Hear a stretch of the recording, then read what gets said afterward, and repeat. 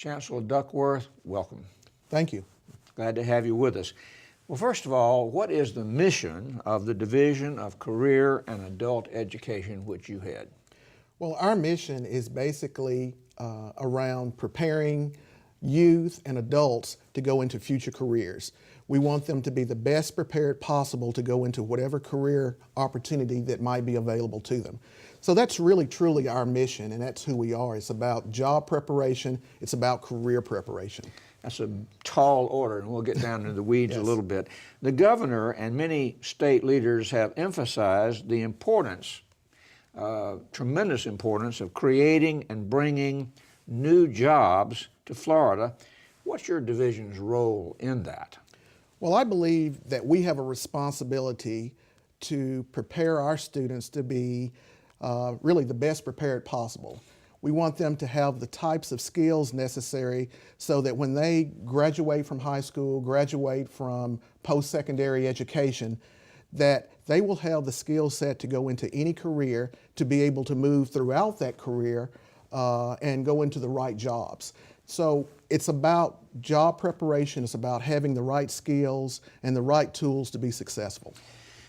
There are so many career preparation areas overseen by your division. I went to your website, and it ranges from architecture and construction to information technology and 16 or 17 other areas.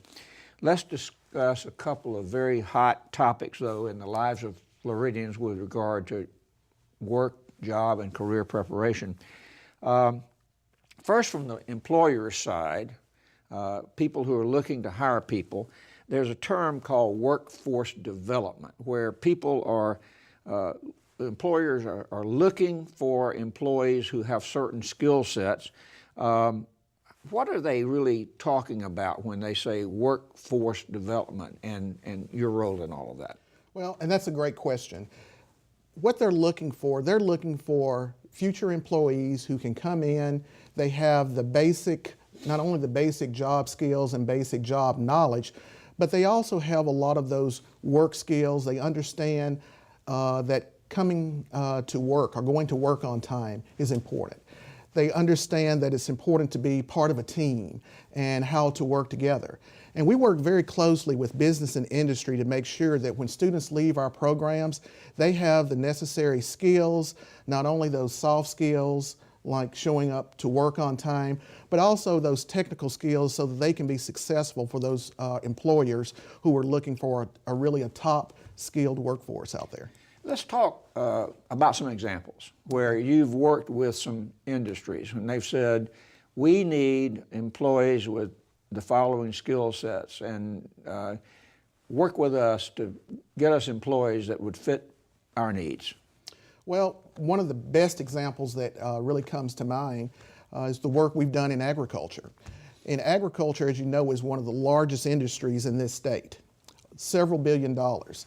And we work very closely with the agricultural industry to prepare students for to work with unmanned aerial vehicles and how those vehicles can be used in agriculture, and the technology there is tremendous. And so, let me break it down again. Okay. Unmanned aerial vehicles. That's okay, correct. in agriculture. Just want to make sure I heard that right. So that's a picture in my mind now. Right. I mean, I think that's a great example of where career and technical education has moved, not only in this state but across the country. It's really advanced now. So students need a much higher level of skills to deal with the new technology that's out there. And in this particular instance, agriculture has connected with some of this high technology, and we're working with them to prepare students with the correct industry certifications so that these students can go into the industry and be successful, and also be available for whatever employment opportunities that might exist out there. Well, let's say somebody said, I want to get in on that. I want to get that kind of training. Where could that person look for that kind of training? Well, depending on the age of the person, if they're in high school, we will have some high school industry certification programs that will be connected with this type of opportunity. They can also go to our state college system, because at some point we will have industry certifications connected with these programs. And I know that there will be other educational opportunities that will be available, but it really depends on the age of the person who might be going into the program. So in this particular instance, you could pick up some of these skill sets at different levels of education. And so you're looking at the whole spectrum of education, from middle school to high school to state colleges, et cetera, and just trying to see that these kinds of skill sets are being developed for that particular outcome, for that particular industry. Absolutely. And I'm glad you mentioned middle school. Our middle school students right now in this state, they have the opportunity to earn an industry certification. Why is it important for a middle school student to earn an industry certification? Well, because we want to measure the skills that student might possess at an early age, so that they can move on to higher level industry certifications in high school. So it really comes down to having foundational skills in technology, so that when that student moves into high school, they move into post-secondary education, whether it's at a technical center or the college system or even the university system, they have a basic set of skills that will allow them to be successful.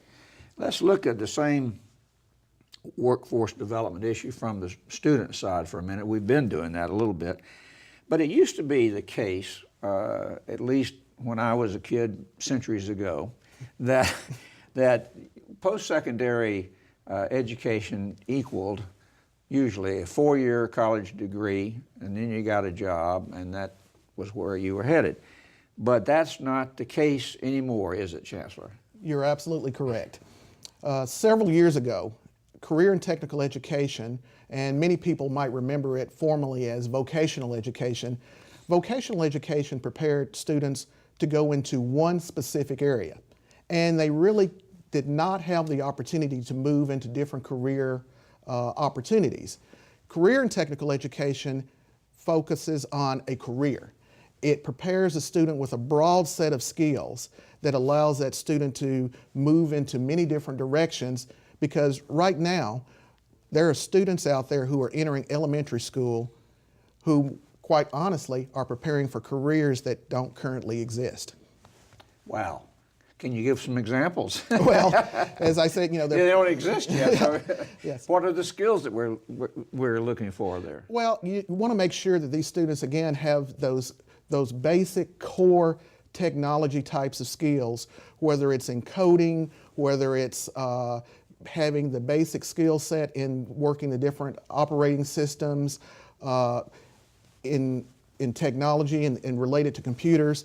If they have that basic set of skills and that basic knowledge set, well, when they move into those higher level industry certifications that might become available, they have what they need to be successful. And in turn, as they graduate, move on to post-secondary education, they're prepared, they're ready. I'd like you just to talk for a minute, just so everybody gets the sense of the breadth of our education institutions in which you are working right now. Talk about, it used to be that we had vocational schools, right, and that was about it, but now this kind of education that you're talking about occurs, yes, in middle school, but talk about all of the different levels of education in Florida where this type of technological learning is taking place, and kids can begin to pick up the kinds of skills they need to really have potential jobs that we don't even know about yet. You're touching on it, but I want people to get a sense of the many different layers of education where this kind of learning can take place. Okay. Well, first, recently the legislature passed some great pieces of legislation that allows the technology and the use of technology to be introduced in the elementary grades. So elementary. So students will have an opportunity to be engaged and to be involved with technology at a much earlier age. We're fortunate in this state to have career and technical education in all 67 school districts, in all of our 46 technical centers across the state, and in the 28 state colleges in the state. So there's a tremendous opportunity in all of those areas for students to be involved and to have access to career and technical education.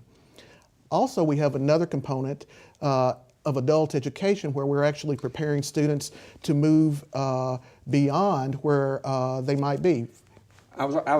The last question, we only got about a minute and a half. I wanted to get you to touch on adult education because this day and age, lifelong learning is a reality. Many people don't have any choice. Some that are returning to the workforce or whatever, lifelong learning is a necessity. Tell us a little bit. We got about a minute or so. Quite simply, adult education is about second opportunity. It's about preparing adults for whatever reason they left the system, but they're coming back and they have a chance to not only earn their equivalency degree, but to move on to a pathway that will lead to a successful job and to a successful career. And that's what's really exciting about adult education. And there's also a component of adult education that allows those returning adults to come back into the system, and if they need some additional help with some basic educational skills, adult education is there to help provide those additional skills that they need to be able to move up in an existing job and to continue on in their career. Chancellor, we really appreciate your coming and good luck in what you're doing. Thank you, and I appreciate you having me today.